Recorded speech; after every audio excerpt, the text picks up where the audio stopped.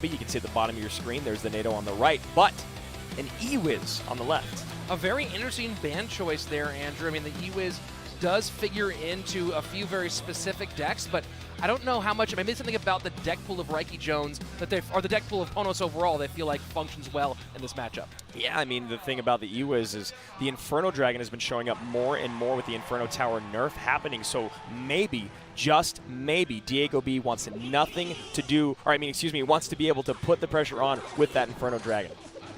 Skarmy making a rare appearance, so maybe Reiki Jones possibly taking to the skies here in a moment, and Miner to the back because of that lack of a tornado.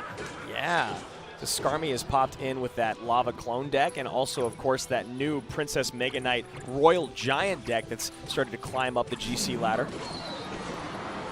And Diego B running maybe the Mega Knight deck that Boofmac ran on day number 1. That Mega Knight deck actually fell to a hard counter, but was still played very well and rich. That is exactly what it's going to be. And there's the Inferno Dragon to keep that ban, or to make that ban that much more effective. Yeah, very good call there, Andrew. E-Wiz out of the way, so Inferno Dragon can be able to run roughshod over a lot of situations. We'll see how Reiki Jones chooses to deal with that. He does have the giant snowball as one option. Nice zap there. Inferno Dragon being tanked for by the Miner. Skeleton Barrel coming in. This is exactly what we expected, Rich. Lava Clone going up against that Mega Knight bait deck. And things working out very well for Diego B so far. We are about 90 seconds down, and he has barely taken any damage. Reiki Jones in a fair amount of trouble. Yeah, really, really nice use of the Goblin Gang there. I absolutely love this deck. Now, the big question is when will we see the Mega Knight, and will we see the Mega Knight come down to create a huge ground presence that Reiki Jones may have trouble dealing with?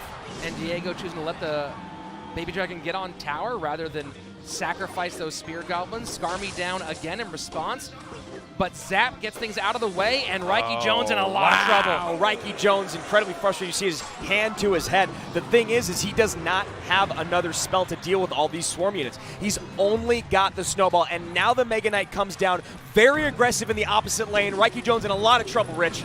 Miner to the back, Mega Knight all over that tower. Reiki Jones choosing to lava up on the right-hand side. Now the clone could be a potential problem. That can turn the tide of a game in seconds, but the Inferno Dragon all over that Lava Hound. Clone coming high, low, and late. This should be a game for Diego B to open things up. Yeah, very, very well played there by Diego B, making Reiki Jones split up his defensive spell. Still getting a lot of damage in with those lava pups with only 20 seconds remaining. How is he going to break through again? I don't think there's any way at this point, Andrew. He can try to throw a Lumberjack that direction. Should be picked up fairly easily. Now making a rush for it. Lumberjack, Baby Dragon. So this tower is going to fall, but Reiki Jones in a lot of trouble here on the left-hand side. Yeah, I don't know if I love that very aggressive play by Diego B, but he is in a very comfortable position now as we move into a 2-tower game. Reiki Jones, not sure how he's going to bounce back from this one. Loaded up on that Lumberjack Baby Dragon push, but now down to 335 left-hand side. Zap takes care of the Skarmy. Able to get a little bit of chip damage in. Neither of these squads have a lot of spell damage on the board, as you can tell. Giant Snowball and Flying Machine doing their job against that Inferno Dragon, and now Reiki Jones starting to put some pressure on.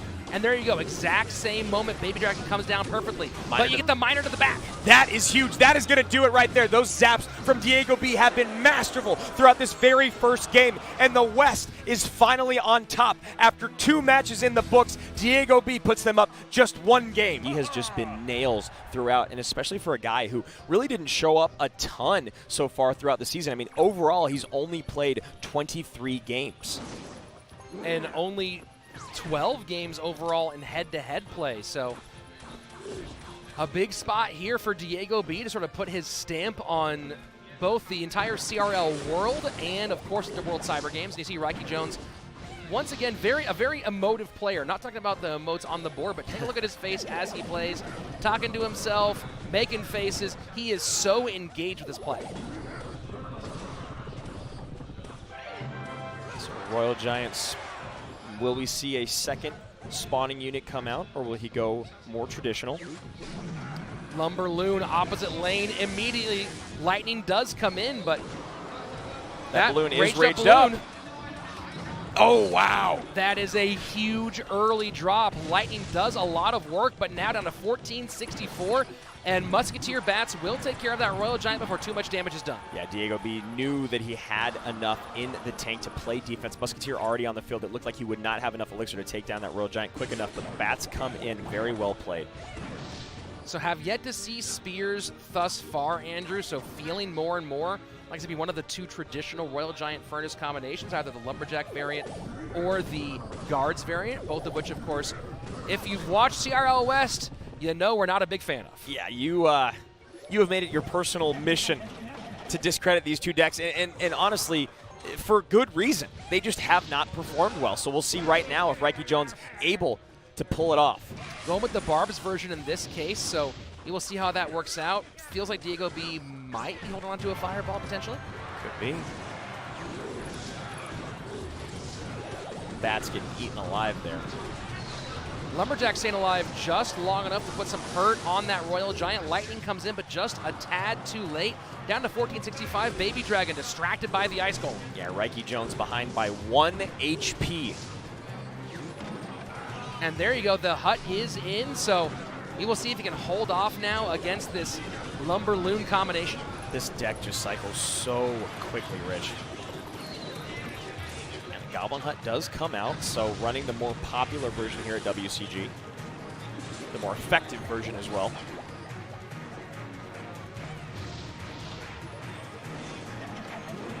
So both players slowing down a bit as we head towards double elixir time. And there you have.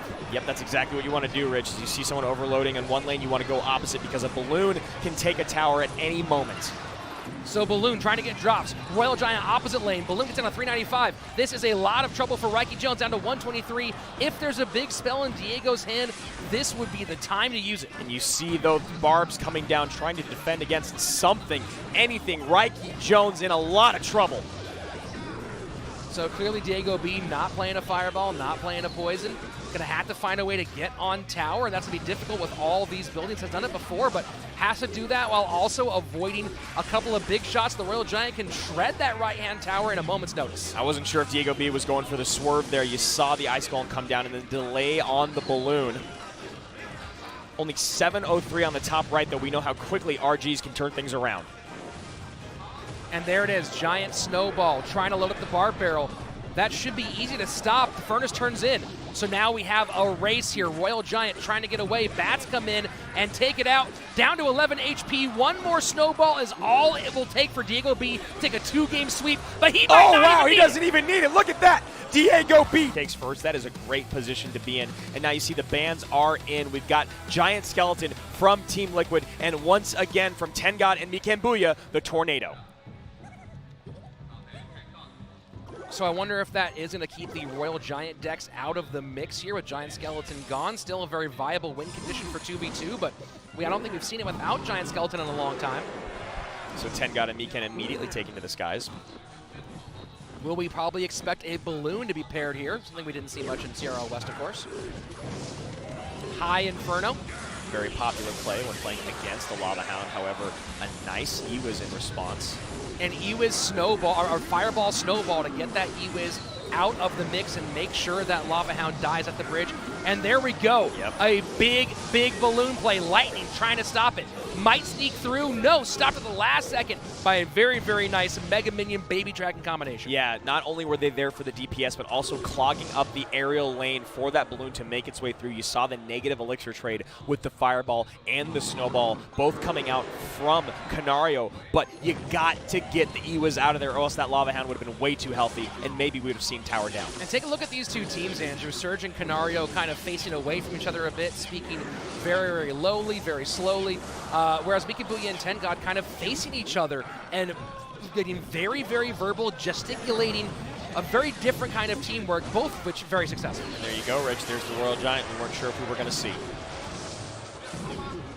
And that's a lot of damage there. Raged up Royal Giant taking that left-hand tower down to 1893. Rage the opposite direction. Goblin Cage, or Goblin Brawler, trying to make some room. Baby Dragon does not quite get on tower. What efficient defense played, and that's exactly what Surgical and Canario needed in that moment. If you see right now, they are thirsting for elixir in comparison to their opponents. That's a nice Baby Dragon Belch, a little bonus bit of damage for Team Liquid as we move into double elixir time. Meekin and Tengod choosing their lava up, an immediate Lumberjack RGM response frozen at the bridge. Those skeletons coming in, they can be so very effective. A lot of fireball value given to Team Liquid, however. That freeze was beautiful, really just wiped that off the board, and now Team Liquid in trouble, has to find some way to deal with all this. The high Inferno one more time, pulls the balloon, but the E-Wiz comes out, wiped out that rage of balloon, making a beeline for the tower. Last second lightning. What a great lightning, just holding. You knew it was going to come down. We were all waiting for it, but still, Tengod and Meekin Booyah take a commanding lead. Massive hit here, down to 685, 15 seconds left before sudden death. The double Lumberjack in the right-hand lane, a very, very interesting play, maybe a slight miscommunication. You have to imagine that's exactly what happened. You see Canario shaking his head. Yeah, this should be it, Andrew. Very, very difficult to come back from this one, down to 424, now getting the spell range. Fireball a little behind, freeze in.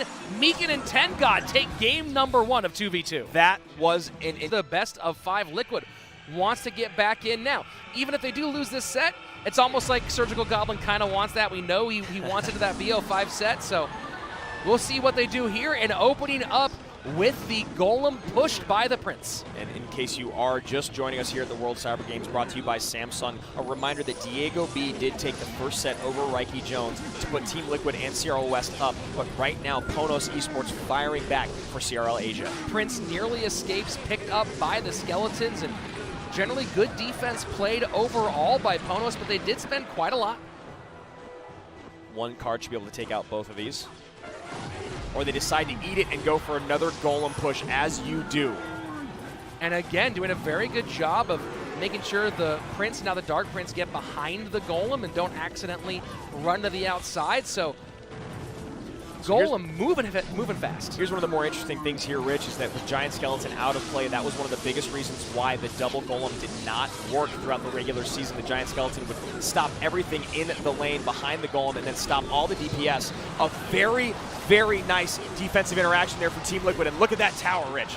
Wow, all the way through down to 133, so that tower basically dead on the right-hand side and still able to deal with the Lava Loon push on the right. Nice giant snowball use. We haven't seen a ton of double snowball, but you gotta imagine that maybe Liquid was expecting that their opponents would go to the skies this time around. Yeah, so now Liquid going to create a big push in the left-hand lane. I doubt they're going to want to sacrifice the right, though they need to play some stout defense. Nope. Throwing the bats behind, but once that poison's down, that's going to be tower down. So Liquid choosing to go for the left-hand side and build up heavy. We'll see if this pays off. Yeah, and I really believe it will. There's almost no elixir in the hand of Tengod and Meekin Booyah. Everything getting tanked for by that goal, and only 133 on the bottom right, Rich. This has been perfect gameplay, and that explains the Giant Skeleton ban.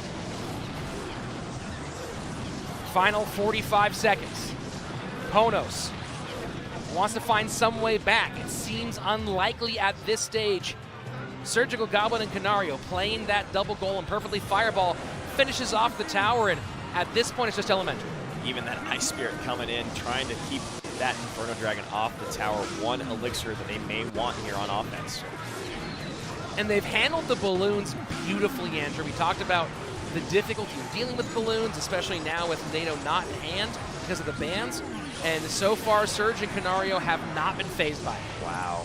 You see that fireball to knock everything back. The Goblin Cage comes down. Picture-perfect defense. Canario and Surgical Goblin bouncing right back into the mix. So as easy as Meekin and Booyah made it. Look at that again, the gesturing from Meekin Booyah. We saw this last season in December in Tokyo, and we see it again here. And again, like you said, Andrew, run it back, Golem again. And Lava Hound again for Tengod and Meekin Booyah. However, you got the Mega Minion in front of the Lava Hound. An interesting little misplay there. And the Princes behind the Golems just continue to speed up that process and force out some faster decision-making from their opponents. And that's a great lightning. Oh, Prince on the tower. Prince on the tower, now Golem on the tower will pop, and Golemite's doing a lot of damage, going to be down under 1,300 HP. Surgical Goblin and Canario already pulling away, but a big offensive push coming in from Tengod and Meekin Booyah. A lot of Elixir available, but we will see. Okay, there we go. Inferno Dragon down, Mega Minion easily handled, so a nice early lead from Liquid and a high Golem. A very, very high, very aggressive Golem, but you know Tengat and Mikan, they've only got the Goblin Cage, and it's not in cycle, so forced to use the freeze, they're in a lot of trouble. And this time the defensive freeze very, very different than the last time that we saw it, where before it was kind of catching the opponents off guard. This time it was a desperation freeze, down to 577. Mikan Booyah Tengat in a lot of trouble. Already within spell cycle range, and an unfortunate series of interactions there for Tengat and Mikan Booyah. As you saw, the only card that you wanted to stay back behind the bridge was the Ewiz crossing by itself. Heading into double Elixir time. PONOS struggling to keep this thing in check. Liquid looking better and better as time goes on. And here's a bit of an interesting switch. Last time when Surge and Kanara were within spell cycle range, they went opposite lane to create a lot of pressure. Now going in the same lane allows Mikan and Tengat to mount a big, big Lava Loon push, but that was a beautiful, beautiful series of events. Lightning Fireball back to back, and now Mega Minion doing enough to take care of everything on the back end, and with that Golem explosion, this is all but over. 40 seconds away from CRL West winning the WCG. Mikan Booyah and Tengat trying to stay alive. And another high Golem, so PONOS has to find some way to sell out, get on tower. 27 seconds remain. Here we go. Golem up front, making it so none of those DPS troops can get through. Mikan and Tengat selling out.